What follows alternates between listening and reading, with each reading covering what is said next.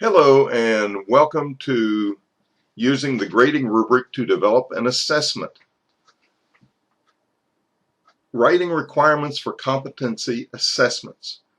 You're in a course that requires that you write, deliver, and have graded competency assessments. And those are graded by using a grading rubric. This short set of slides will go through that to give you a better idea of how this works. This is a typical grading rubric from a course. You'll see that each of the criteria, and there are 4 in this particular grading rubric. Criteria 1, describe the background and leadership style of the organization. Identify the organization's leadership styles and apply leadership theories. Offer recommendations on how the organization can improve its leadership styles. Provide references and apply APA style and formatting to these references. These are the 4 criteria that this assessment will be graded on. In each of these criteria, there are several levels. There's the non-performance, does not describe the background. There's the basic, describes the background, but the description is not explicit or lacks substance. Very basic. Then there's the proficient, which matches the criteria. This is the level you're at least going to start looking for. Describe the background and leadership style of the organization. Now, if you want to go that extra mile and do that extra amount of work and move that grade up a little more, then you would provide an in-depth and highly distinct description of the background and leadership style of the organization that you're assessing in this particular assessment. So there are 4 levels within the 1 criteria. This is what you're graded on. You are given by Capella, you're given a lot of resources, and you're given questions to help stimulate your thinking and to get you ready to write the assessment. But when it comes down to the bottom line, you're going to be graded using a grading rubric much like this one. So think of this grading rubric as the outline, as the plan for setting up your written competency assessment. Look at it carefully. Double check, did I cover the distinguished level in each of these criteria? If not, then go back and do it again and get it ready. This last criteria is one all its own. This kind of goes over the whole assessment. We're looking to see, did you follow APA style according to Capella? Was your spelling correct? Was your grammar correct? Those are very important to your level of academic work. The other 3 criteria are specific to this particular graded assessment. So look at it very carefully and use, I'm going to show you in just a second, use these criteria, shortened versions, as subheadings in your paper so your faculty member will know where to look for what you're doing.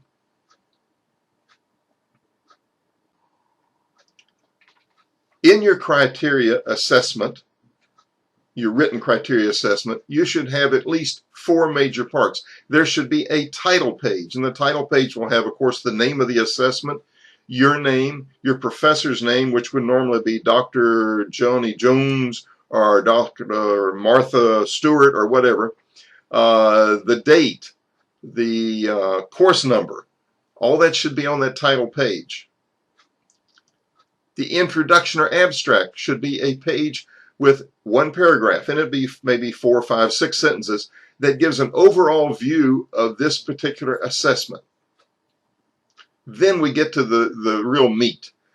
And I took these headings from the grading rubric that I just showed you. I shortened them. There's the background and leadership style, the organization leadership style, and improving leadership style. 3 parts, 3 criteria that will be met in this written assessment. Again, what you read, what you worked on, that doesn't really go into it at this point. We're looking to see, did you cover the background and leadership style, and what level did you do that? That's where these come in. And if these subheadings are in the paper, it makes it easier on you to know that you covered them, and it makes it easier on your faculty members and your other people that work with you to know that you covered them and where they were covered in the paper. And these are in line with the grading rubric. Lastly, there should be a reference page. You should use APA citing, Capella style APA citing, and you should have 4 to 6 or whatever your particular syllabus calls for in APA style in the reference page. Dictionaries don't count. Wikipedia might count depending on your professor, but they'll probably want something to back that up, whatever you got out of Wikipedia. Magazines don't count. Journals do count. White papers count. So there's lots of places to pull really good, knowledgeable information for your assessment if you need that to go along with it. So please look at that and have these 4 parts: the title page, the introduction or the abstract, the different parts of your assessment, and then the reference page.